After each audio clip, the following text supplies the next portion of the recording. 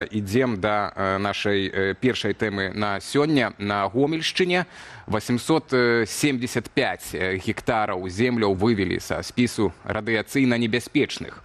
Для параўнання гэта прыкладна як плошча гораду Полацак. Пра гэта стала вядома з нядаўнай пастановы Савета міністраў.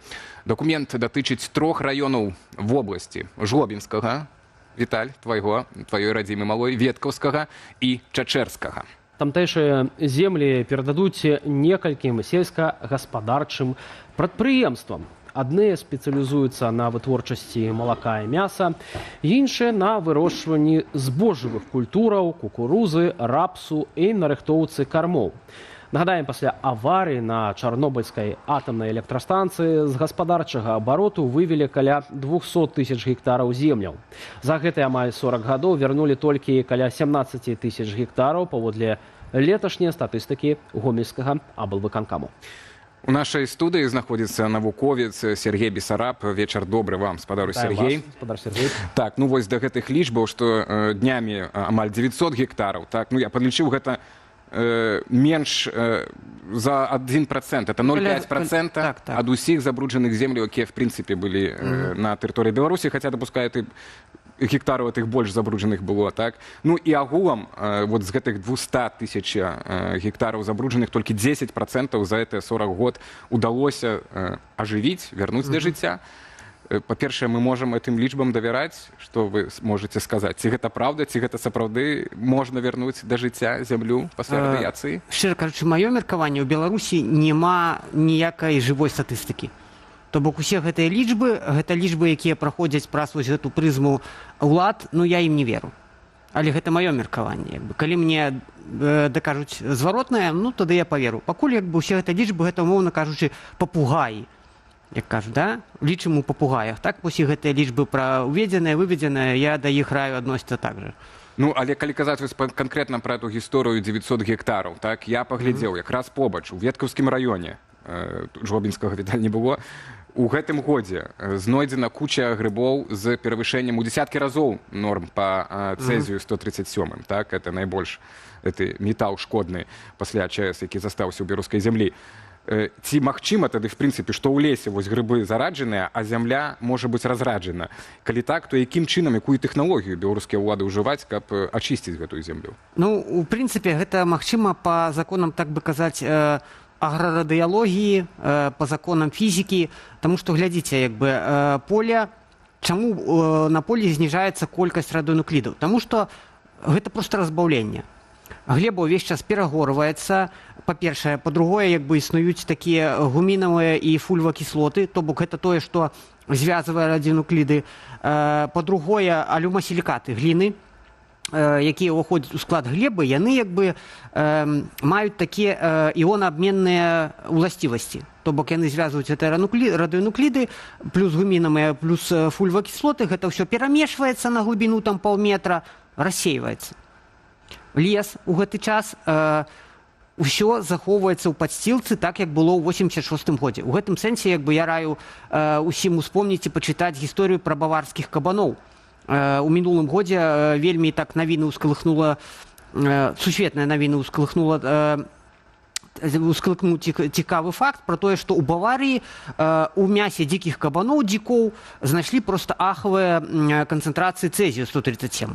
Што, чаму гэта здарылася? Пачалі высвятляць, аказалася, што кабаны гэтыя разрывалі лясную падсцілку глебу на глыбіні прыкладна 25-30 сантыметраў. І елі там такі грыб алені труфель. І гэты алені труфель якраз такі рос на той самай глыбіні, вось прыкладна 30 сантыметраў, дзе быў слой чарнобыльскага цэзія. Яшчэ з тых часоў? У Баварыі нямецкай. Так, уявіце, і гэта 1000 кіламетраў паміж ЧАЭС і Баварыяй. І вось кабаны елі гэты алені труфель, і цэзій пераходзіў у іх. Уже уяўляю, як кабаны ядуць алені труфель. Для нас гэта, прынцыпе, арыентыровачнае, то бок нямецкім навукоўцам мы дакладна можам верыць. Для нас гэта можа быць арыентыровачная глыбіня у падлеску, на якой цэзій захоўваецца, то бок 25-30 сантыметраў. У Беларусі на такой жа глыбіні это ўсё хаваецца. Так як там ніхто нічога не перагорвае, не чапае, то яно, в прынцыпе, там і сабе жыве і квітнее. Жыве, да. Так вот, глядзіце, як бы, і тут грыбы, гэта, як я люблю казаць, такія выкідышы расліннага міра, якія не сумелі развіцца, нешта сярэдняе паміж насякомымі і раслінамі, да? У іх свой ферментыўны апарат, у іх свая біяхімія, мікахімія, так бы казаць, міцэлій вось гэты, да? Яны збіраюць, яны, па-першае, жывуць у цесным узаемадзеянні з дрэвамі, у дрэвах карані якраз такі вось на той глыбіні, працуюць у асноўным, збіраюць карысныя рэчывы. І грыбы бяруць гэта ўсё ад дрэваў, з гэтага вось падлеску, з 25-30 сантыметраў, і назапашваюць вельмі моцна.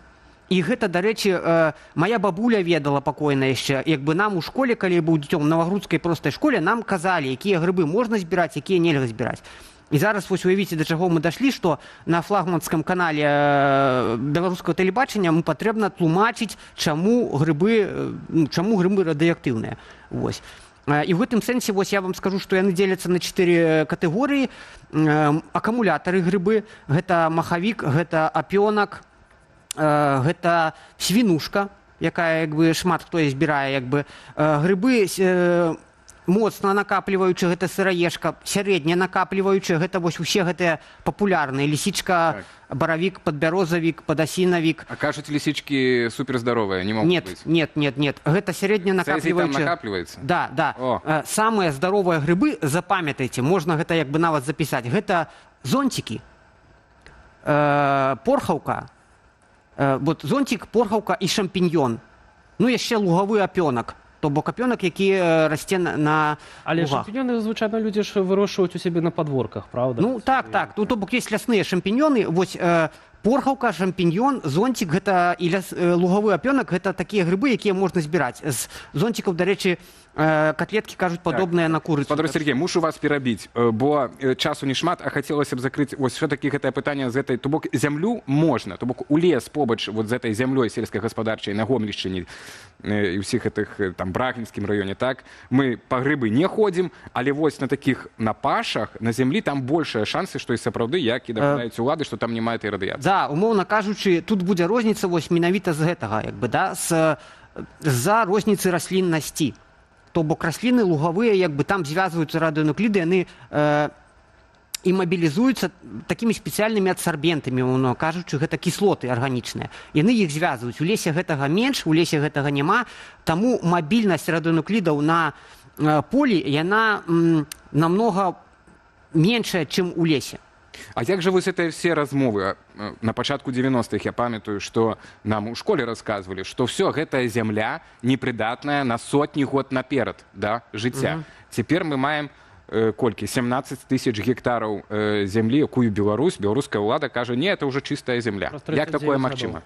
Ну, гэта, як бы, па-першае, яны выдаюць жадана за дзейснае, па-другое, там як бы вельмі шмат блытаніны. Тут жа справа ў тым, што прайшоў адзін перыяд паўраспада цэзія і стронцыя, гэта 30 год, як бы, да? І, умоўна кажучы, у нас быў рассеяны на нейкім участку 1 кілаграм, засталася пол кілаграма. То бок, каб агулам это знікла, патрэбна прыкладна 500 год, каб вы разумелі. Прыкладна 500 год. То бок зараз проста з кілаграма ў нас астаўся паўкіло. Дзе ён рассеяны? І гэта вельмі важлівая рэч, пра якую ўлады не кажуць. Плямістасць. Там неверагодная плямістасць. То бок нават Савецкі Саюз не здолеў добрыя мапы пабудаваць як бы вось гэтых плям, не кажучы ўжо пра Беларусь, дзе гэта ўсё вельмі так... 60-х гадоў, пасля выпрабаванняў ядровай зброі у Савецкім Саюзе, у нас же все балоты наши па лесе, Наваградчына таксама. Ну, гэта такое дзіўная такая з'ява, калі гэта ўсё асядала менавіта вось у гэтай шыраце, як бы, і тлумачэння няма. Вось, дык плямістасць. І у гэтым сэнсе я раю вам пацікавіцца, ну, тым, хто цікавіцца тэмай. У мінулым годзе была ўцечка дакументаў Белполы, здаецца, я зрабіў бы, там былі гэтыя экселеўскія файлы, дзе былі пазначаныя высоказабруджаныя, нізказабруджаныя такія тэрыторыі і скарэляваць іх з тым, што зараз выводзіцца.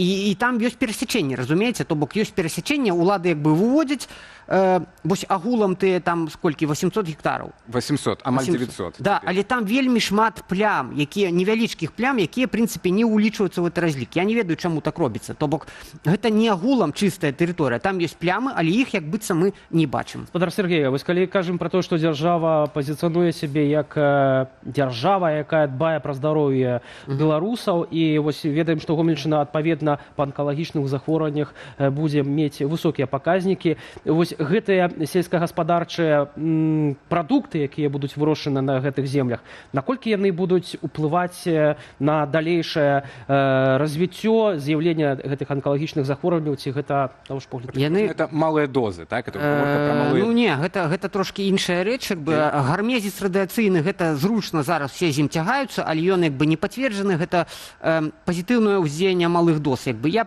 не носил. Есть такая агулам, на малые дозы гармезис мы побьем беспороговой дозой, як бы там, да, давайте, что вы сказать. Тому гэта абмеркаванне... А вот молоко, да, вот молоко и мясо. Тут ведаеце, что наши белорусские, не наши, беларускія ўлады Беларусі, вось сучасныя лукашысцкія, да, яны выкарыстоўваюць тую ж тактыку, што выкарыстоўваў Савецкі Саюз у 86 годзе, гэта так званае пастанаўленне 32 22 жніўня 86 года, у якім прамым тэкстам было напісана: мяса забруджана і малако перамешвайце з чыстым, размяркоўвайце, хай людзі ядуць, як бы. Да? То бок зараз робіцца тое ж самае. І гэта чаму дрэнна? Таму што акрамя вось гэтага знешняга апраменьвання, якое мы ўсе мераем дазіметрамі, і дзеці нават ведаюць, што можна памераць там фон, ёсць унутранае. Гэта самае небяспечнае. Для яго не падходзяць дазіметры звычайна. Гэта дазіметры, якія мераюць аб'ёмную актыўнасць. Павінны быць спектрометры такія. Іх, умоўна кажучы, 4 там на ўсю краіну. І гэта спектрометры, напрыклад, гама яшчэ нікуды не шло. Альфа-спектрометры.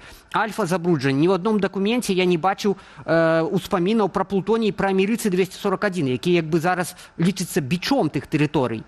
Ніхто не успомніў. Яны кажуць цэзій, стронцый, бла-бла-бла. Все пошло далей, як бы. Амерыцы, скажыце пра амерыцы. Нідзе не всплывае, як бы. А все гэта трапляе ў прадукты, і амерыцы гэта альфавы праменьваннік, гэта 100% канцерагенез. Калі такая часцінка трапляе недзе з ежай, з вадой, яшчэ з нечым, яе цяжка вельмі вызначыць. Яе немагчыма вызначыць, напрыклад, простымі метадамі, да? Але гэта 100% канцерагенез. Дякую вялікі за размову. Сергей Бессараб, трошки напалохалі. Я думаю, што мы ўжо все-таки прайшлі гэтыя страшылкі пасля чарнобыльскай трагедыі. А зноў гэта все працягваецца. Есть цікавыя такія нюансы. Спадар Сергей, дзякую вам вялікі за размову. За тое, што знайшлі час.